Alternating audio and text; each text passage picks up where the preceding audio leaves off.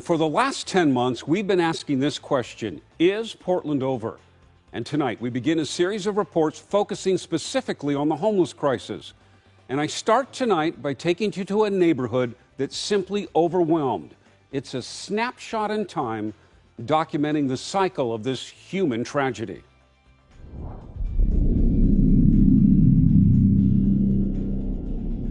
From above, you can't deny the stark reality. This is what Portland's other epidemic looks like. It spreads across the city into neighborhoods, along streets, alongside highways, next to homes. Unlike COVID, this epidemic has no vaccine or booster, and it's getting worse.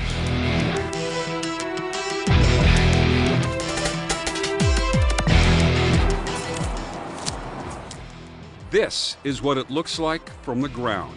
Men and women living in makeshift shelters, in tents, under tarps, existing among piles of garbage and filth. Some are living in broken down trailers parked along the street, surrounded by piles of personal belongings, trash, and rats. They've been coming up underneath the tarp and stuff, and we can hear them because they crawl on things. I didn't know rats were so smart. They're like little ninjas almost. The rats have now invaded nearby homes. Those living here have seen their neighborhood become a human disaster zone. Needles now litter the sidewalk. They've been threatened by some of the people living on their street. They don't feel safe. It's a health hazard. Their pleas for help ignored.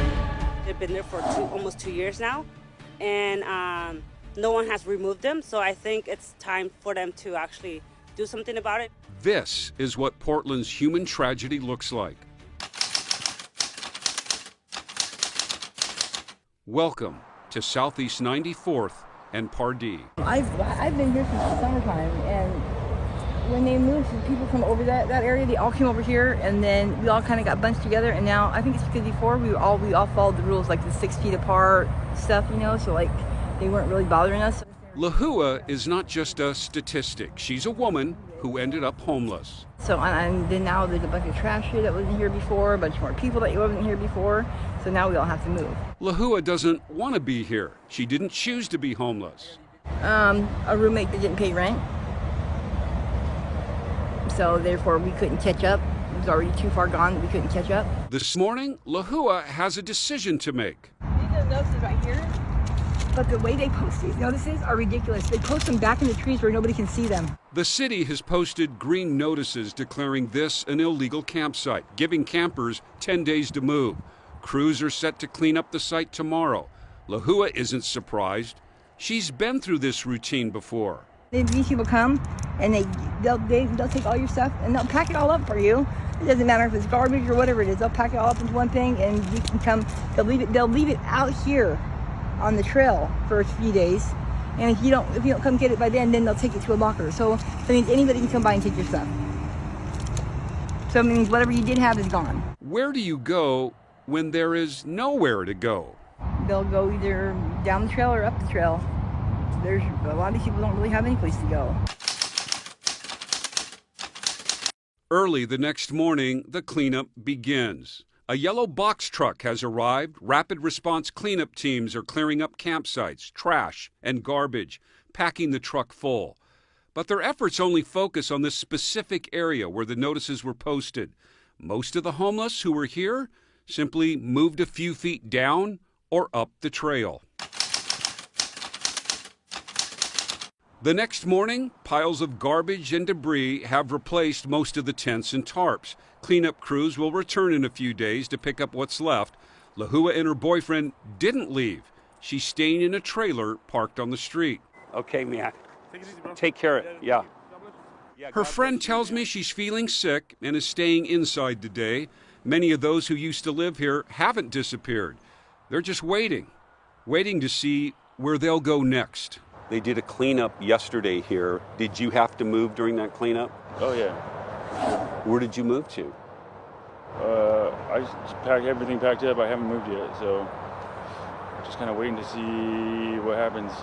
And then you'll make camp somewhere? Yeah, pretty much. Just clean up out here. Marshall has been homeless for the past 7 years. He used to have a good job. Then things spiraled out of control. He now has addiction issues, like a lot of people living out here. Has there been any outreach to you, like to say, hey, Marshall, do you need some temporary housing? Do you need permanent housing? Has a team come around? Anything like that? Not really. Not that I've noticed. Or not to me personally. What's the hardest thing about being out here? I mean, you've done it for 7 years. It's all hard. It's all hard. And it doesn't get any easier. But I mean, either roll with it or get ran over. I mean, what are you going to do? While Marshall waits, another person has already moved on. Do you think you're getting the mental help that you need to get off the street? Yeah, I think they do what they can. But again, it's about me setting goals. Bobby says he suffers from depression. He's been homeless for a few years. It's been about 4 or 5 years.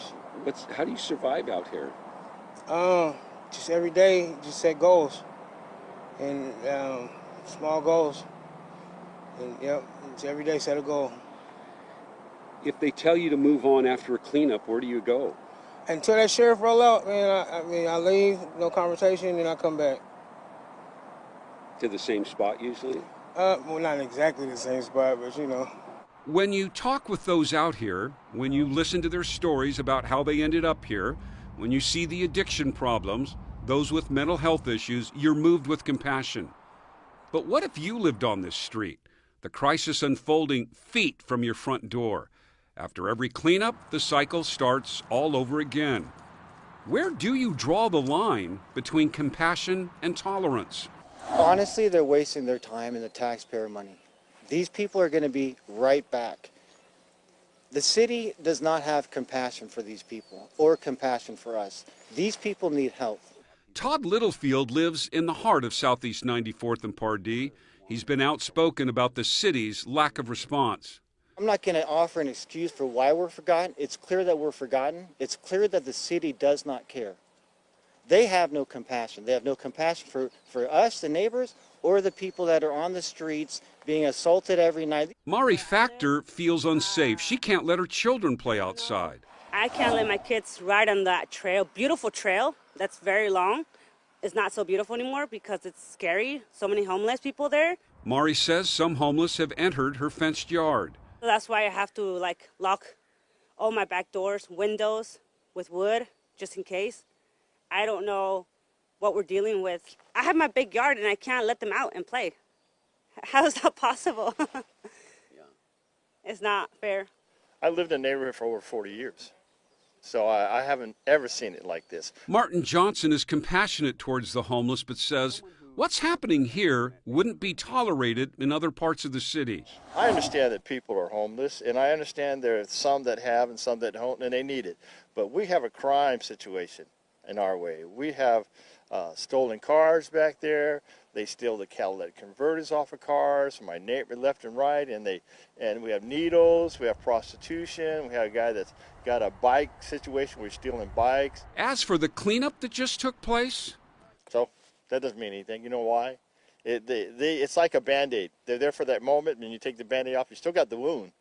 This is the last thing that we wanted. You know what I mean? We hate, it's so hard to do simple stuff like charge your phone, wash your hands or your face. this is one of the visible wounds. Will and Ashley have been living in this dilapidated trailer parked on the street. They've been living in this neighborhood for over a year. They used to live in a tent across the street. How long have you been living in this trailer for? About 4 months. They just had a cleanup here, and you guys didn't have to move? No, we didn't, because we are not in a tent technically. So they never told us we had to move because we were on the street in a trailer. How did they end up here? In the past 2 years, Will and Ashley faced one crisis after another. They couldn't pay rent. They lost jobs. There were family issues. There was COVID. They have 2 children now living in foster care. Ashley's 2 other children from a previous marriage now live with her former husband. I spent as much money as long as I could on hotels for us before, and we were waiting to get into programs. The list for a lot of shelters were full, and it took maybe 2 months. It was really fast. It was really fast, and it sucked because we had no control over it. Like we We had no control over it. We tried to stay with family. This is the place Will and Ashley now call home. But a lot of this stuff just got like brought in here really fast because it was raining when we first started. When rapid response came also, and it was just stuff we had to bring over. And some of the stuff outside is mostly like storage bins to put all this stuff in. But there's rats out there and they get all over everything and they're so gross. And so before I bring it in here, I want to clean it off. But it's hard to do that kind of stuff because we have to get like napkins and water. Compassion versus tolerance. Is it compassionate to let people live like this? Is it right to tolerate people shooting up drugs on our streets and sidewalks, letting garbage pile up, while ignoring neighbors' pleas for help? Is it compassionate to tolerate those living in cars, trailers, and tents who are fighting the demons of mental illness? Back at Southeast 94th and Pardee, the tents are returning to the site just cleaned up. Soon more will pop up. The garbage and human debris will start piling up again, and Portland's cycle of human tragedy will repeat itself.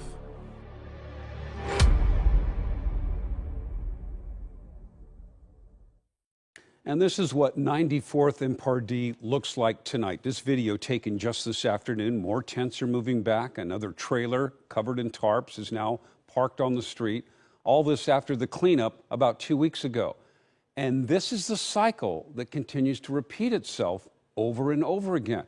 Now, one of the three neighbors here told me that the addiction and drug issues is what the real problem is. Homelessness, a result of that. That's true for many living here, but you can't say that for others we talked with. The metro area now has more money than ever before to solve the homeless crisis. Voters approved that tax, and it's up to us to make sure that money is spent well and that their approach over the coming months is effective in stopping the cycle. We have to answer the key question here. Where do we draw the line between compassion and tolerance? We do want to hear from you. Email your comments to portlandover@coin.com. And you can go to coin.com right now to watch extended interviews with some of the people living at 94th and Pardee. Then next Thursday, we continue our series with a look at a new program that's designed to prevent people from losing their homes because of the lack of affordable housing. Is Portland over? All this month, every Thursday, here on Coin 6.